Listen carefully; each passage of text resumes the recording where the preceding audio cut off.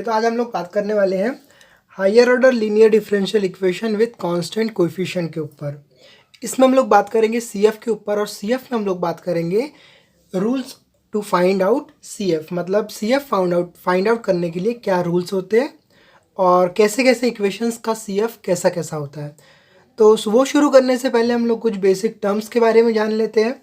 जैसे ये higher order linear differential equation है with constant coefficient, this is a0 d के पावर में n y dx के पावर में n plus something is equal to x, where a0 a1 where a0 a1 a2 dash dash dash up to n are constant, and ये जो x है is either constant or function of x only, is called a linear differential equation of nth order। हाँ, ये important है, nth order with constant coefficient। तो अब हम लोग ने इस इक्वेशंस को अगर हम लोग सिंबॉलिक फॉर्म में लिखेंगे, जो कि हम लोग जब प्रॉब्लम सॉल्व करेंगे वहाँ पर भी हम किसी भी इक्वेशन को सिंबॉलिक फॉर्म करेंगे सबसे पहले। तो अगर हम लोग इस इक्वेशन को सिंबॉलिक फॉर्म करते हैं तो हम लोग कुछ इम्पॉर्टेंट नोटेशंस यूज़ करेंगे। वो नोटेशंस कुछ ऐसा है कि अगर हम लोगों को जैसे d बाई डी एक्स दिखता है तो हम लोग उसके जगह डायरेक्टली d लिख सकते हैं। अगर हम लोग को D square upon D x square दिखता है, मतलब फर्दर डेरिवेटिव, तो हम लोग उसको डी स्क्वायर लिख सकते हैं डायरेक्ट।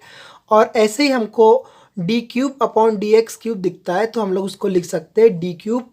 और अगर वो अप टू n तक भी हम लोगों को दिखता है, जो हमारा इक्वेशन इसी फॉर्म में है nth फॉर्म में, तो हम लोग उसको लिख सकते हैं direct d to the power n। तो कॉमन सी बात है, अगर हम लोग इस इक्वेशन का सिंबॉलिक फॉर्म देखेंगे तो ये देखो dn by y upon D x to the power n is nothing but dn, है ना, और ये हो गया y। तो अगर इसका सिंबॉलिक फॉर्म की बात करें तो a0 एज इट इज रहेगा इज dn y डी के पावर में N Y into D X के पावर में N by D to the power N आ जाएगा। वैसे यहाँ पर A one as it is D N minus one है तो यहाँ पे D N minus one Y, ठीक है, और इज इक्वल टू एक्स। अब हम लोगों ने क्या किया, देखो यहाँ पर भी वाई है, यहाँ पर भी वाई है, यहाँ पर भी वाई है और यहाँ पर भी वाई है। तो इस पूरे वाई को हम लोग बाहर कर लेंगे तो ये हमारा इक्वेशन बन जाएगा, और इस इक्वेशन को हम लोग मान लेंगे एफ ऑफ डी, और ये y है हमारा, y is equal to x. तो ये जो हम लोगों ने एफ ऑफ डी मान लिए, ये हो जाएगा हमारा is a polynomial function of degree n in d। अब हम लोग एक छोटे से नोट के ऊपर बात करेंगे, है ना। एक नोट देखेंगे हम लोग, a symbol d is used, हम लोगों ने d को यूज़ किया है d बाई डी एक्स के लिए, मतलब डेरिवेटिव के लिए।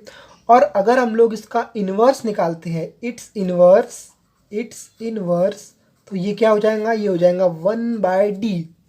और अगर हम इस d को ऊपर ले जाते हैं तो ये हो जाएगा d टू द पावर -1, मतलब d इनवर्स।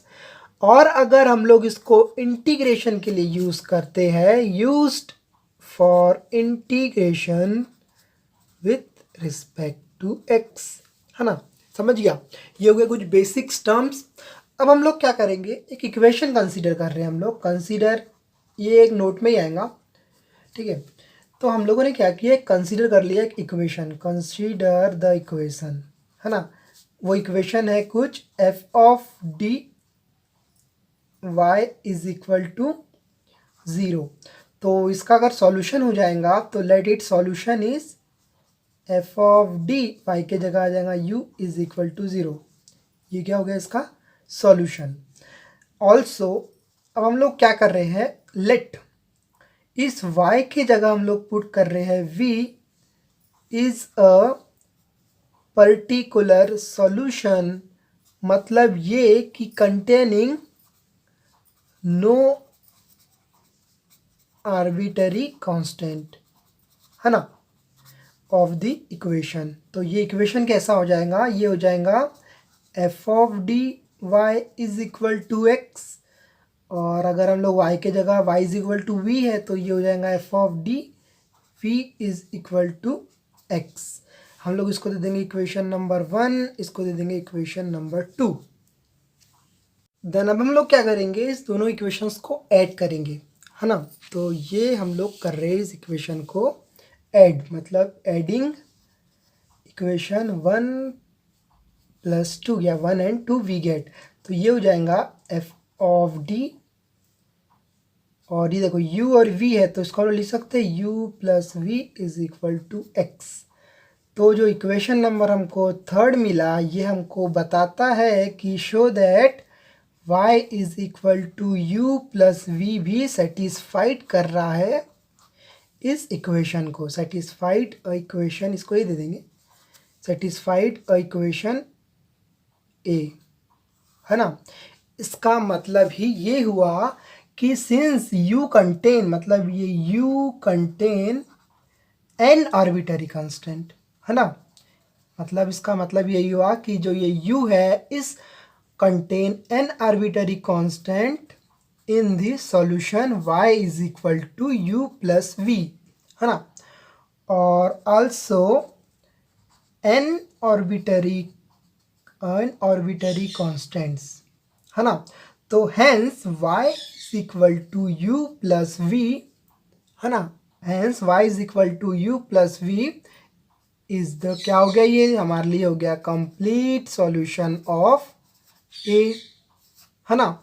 तो द पार्ट जो हमारा y is equal to u है इस कॉल्ड, ये हमारे लिए क्या हो जाएगा, ये जो नोटेशन है, ये जो इंपॉर्टेंट चीज़ें हैं आपको याद रखना होगा। जब एंट्रेंस एग्जाम्स होती है तो वहाँ पर इन चीज़ों का बहुत रोल होता है। तो y is equal to u is called as complementary function, मतलब c is nothing but complementary function. और आज की इस वीडियो में हम लोग बात करेंगे कॉम्प्लीमेंट्री फंक्शंस के रूल्स के ऊपर। तो ये हमारा हो गया इस complementary function, and y is equal to v is called particular integral, P जिसको हम लोग बोलते हैं।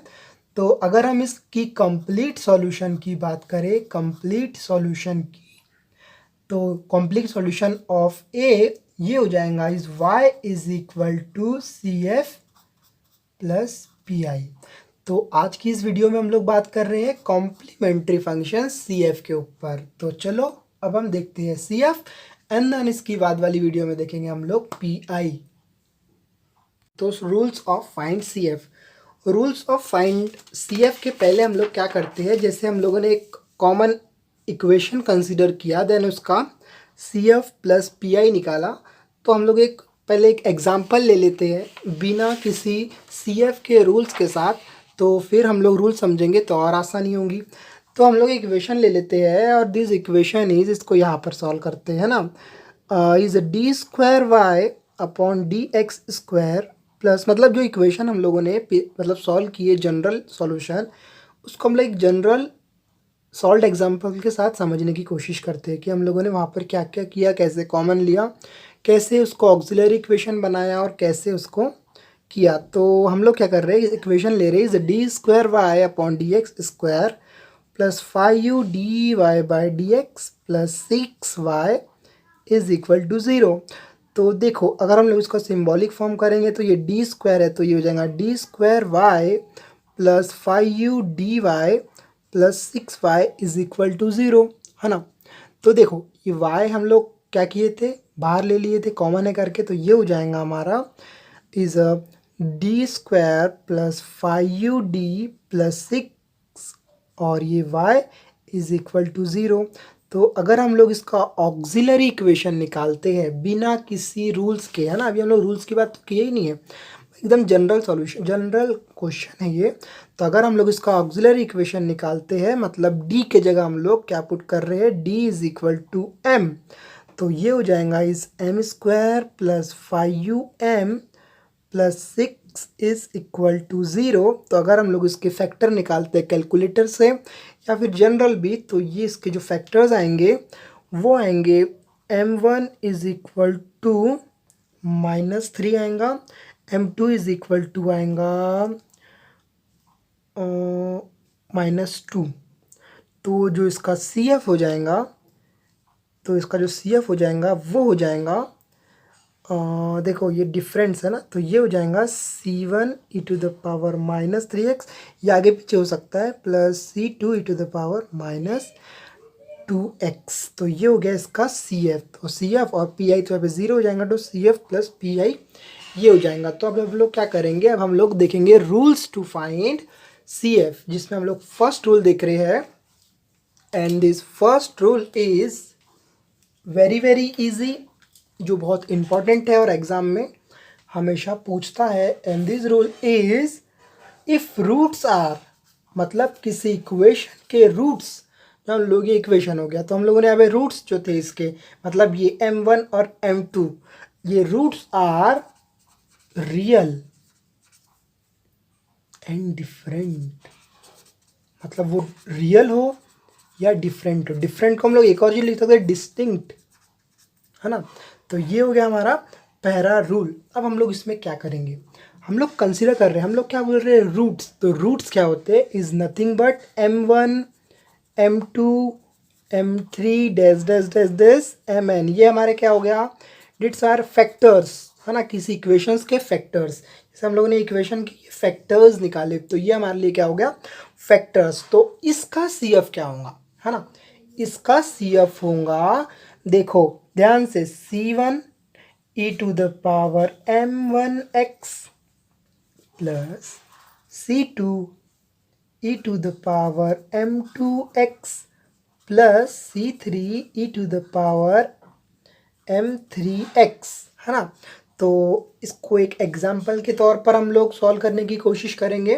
तो एग्जाम्पल के तौर पे अगर हम लोग इसको सॉल्व करने की कोशिश करें, मतलब हम लोग ले लेते हैं m1 इज इक्वल टू 2 और m2 इज इक्वल टू क्या ले लेते हैं हम लोग, 3 ले लेते हैं, है ना। तो ये डिफरेंट भी हो गए और ये रियल भी हो गए।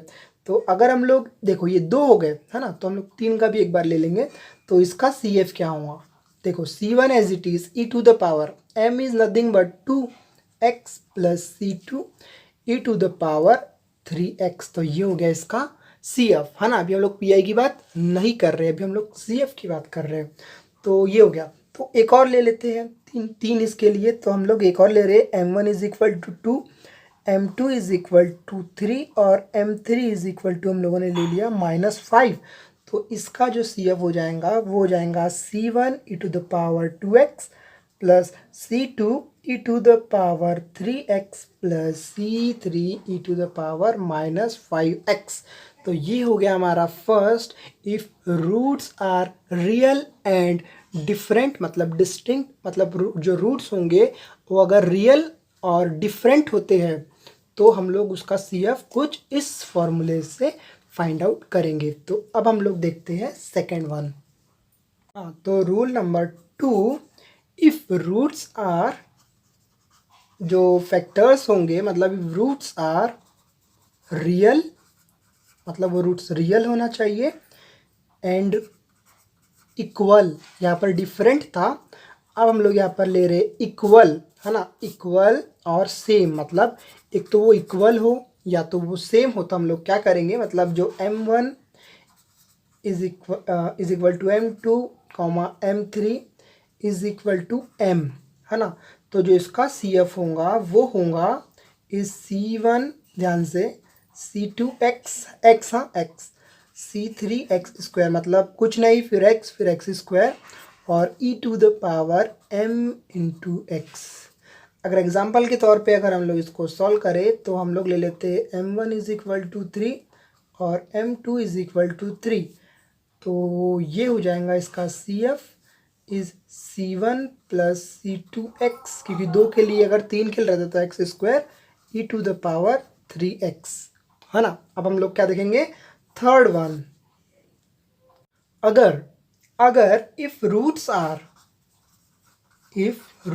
आर कॉम्प्लेक्स कॉन्जुगेट रहते हैं, तो क्या कॉम्प्लेक्स कॉन्जुगेट, मतलब ये कि उसमें अल्फा या बीटा आता है। मतलब ये एग्जांपल के तौर पे समझेंगे, m1 इज इक्वल टू, अगर हमको किसी इक्वेशन में या इसके रूट्स अल्फा प्लस बीटा आई, मतलब कॉम्प्लेक्स नंबर, है ना, आता है, और m2 इज इक्वल टू, कभी आता है ना कोई इक्वेशंस के जो रूट्स होते हैं वो कुछ इस प्रकार आते हैं, तो हम लोग अल्फ़ा माइनस बीटा आई, तो हम लोग क्या करेंगे उसके CF के लिए, और ये alpha plus minus beta I अगर आता है तो उसका CF हम लोग निकालेंगे is C1 cos beta x plus C2 sin beta x e to the power 2x, है ना।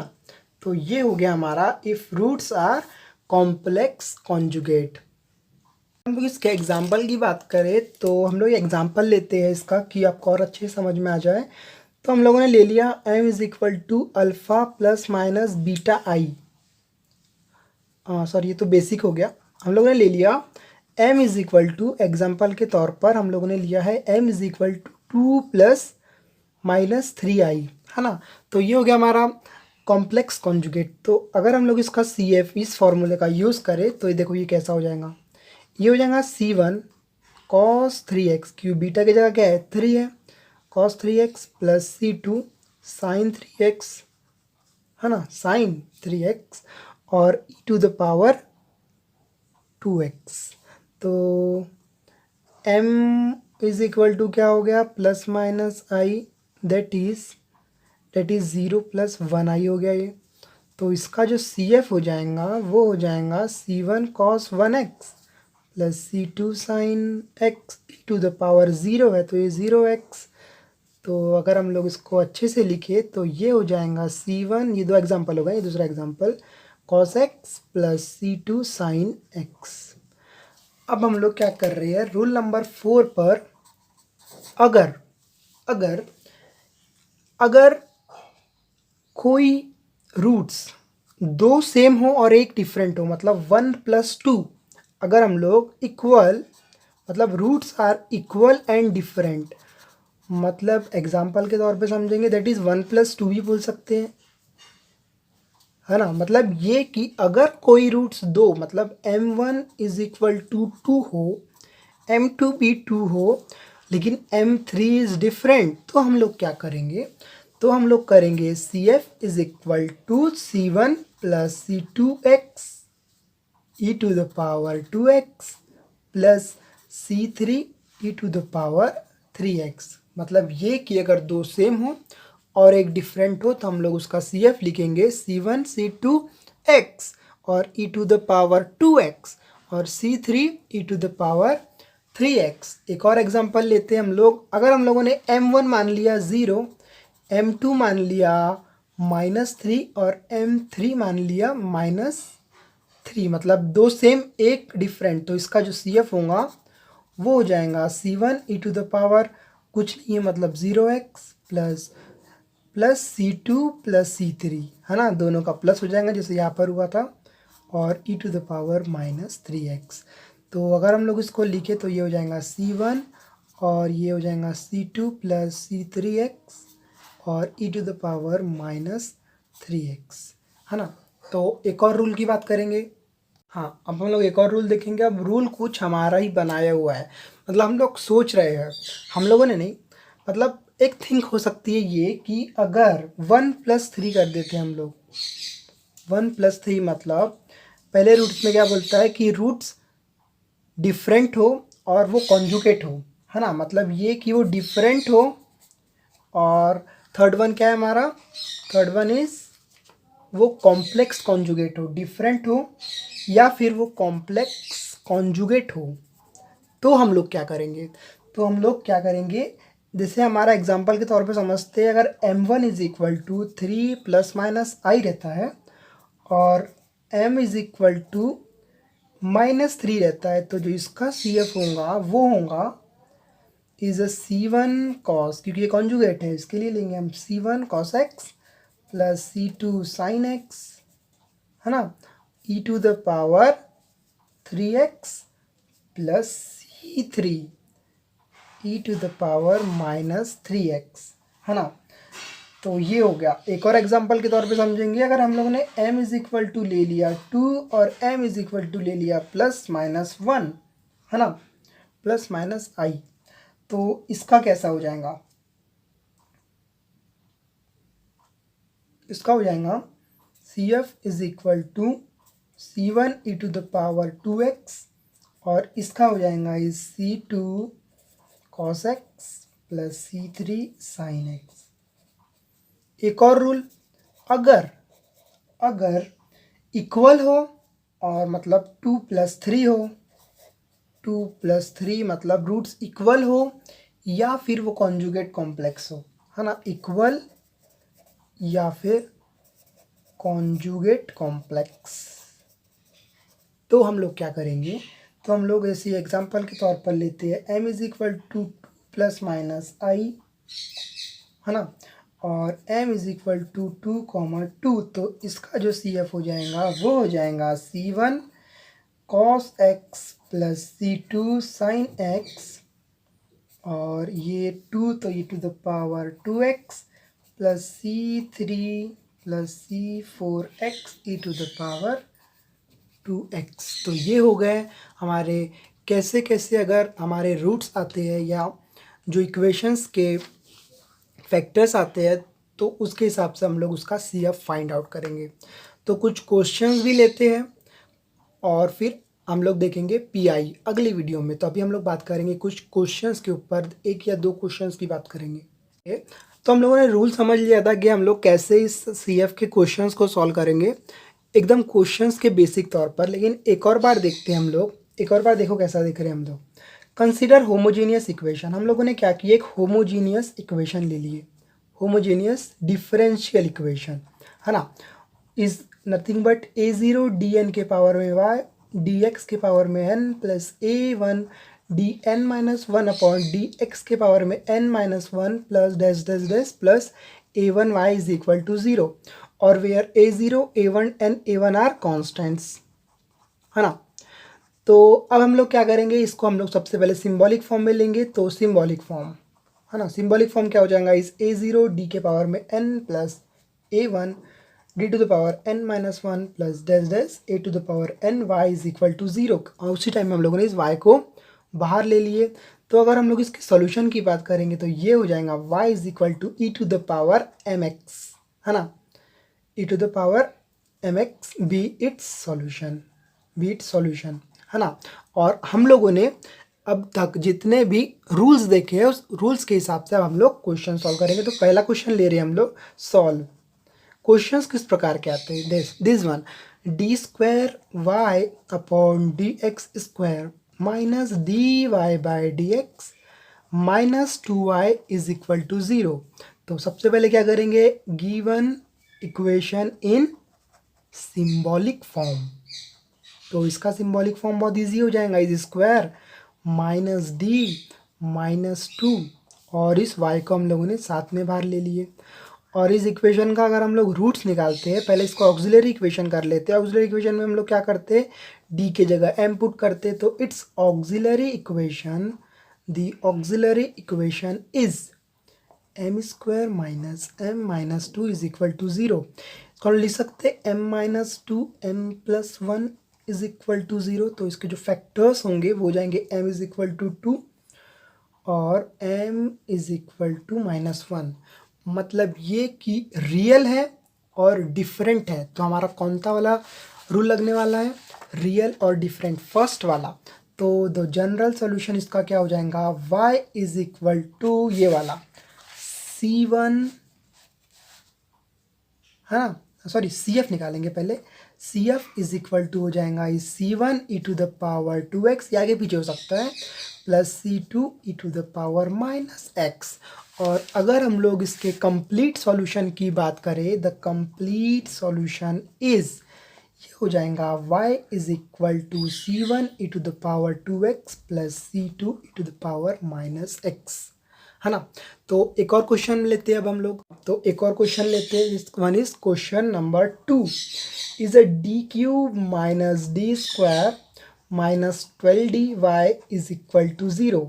तो अगर हम लोग इसको सिंबॉलिक फॉर्म में लिखे, तो ये सिंबॉलिक फॉर्म में दिया हुआ है, लिखना क्या, सिंबॉलिक फॉर्म में दिया हुआ है।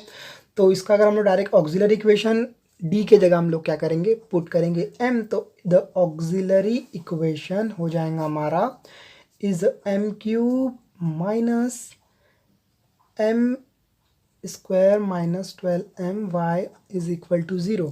तो अब ये m क्यूब है, तो इसको आप लोग डायरेक्ट कैलकुलेटर से फाइंड आउट कर लोगे। तो इसके जो रूट्स होते हैं जो मुझे पता है, या फिर इसको अगर सॉल्व करते हो तो देखो ये m अगर हम लोगों ने बाहर ले लिए तो ये हो जाएगा M square minus M minus 12 is equal to 0, मतलब ये m और ये m माइनस 4, इसके बाद इसी तरीके से मिल जाएंगे m plus 3 is equal to 0, मतलब ये m इज इक्वल टू 0 मिल गया पहला factor, m is equal to 4 मिल गया और m2 और m3 हमको मिल गया -3। तो जो इसका CF होगा, देखो क्या है, डिफरेंस है, रियल और डिफरेंट है। रियल और डिफरेंट के लिए क्या करना है हम लोगों को, roots are real and different, है ना, ये वाला ही फर्स्ट वाला ही आ जाएगा। तो C1 e to the power 0x plus C2 e to the power 4x plus C3 e to the power -3x।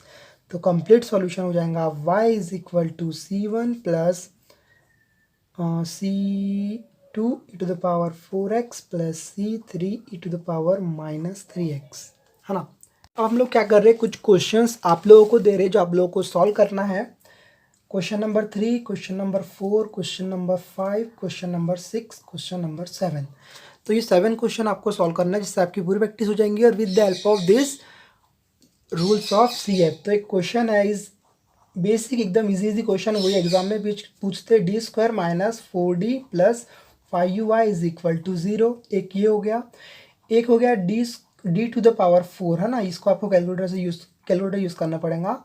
d to the power 4y plus dx to the power 4 minus d cube y upon dx cube minus 9 और d square y upon dx square minus 11 dy by dx minus 4y is equal to 0।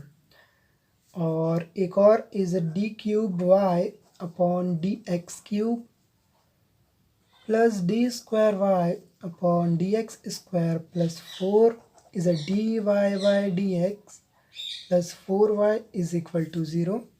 और एक है d to the power 4y upon D x to the power 4 plus 4y is equal to 0। और एक ले लो is d to the power 4 plus 8d square plus 16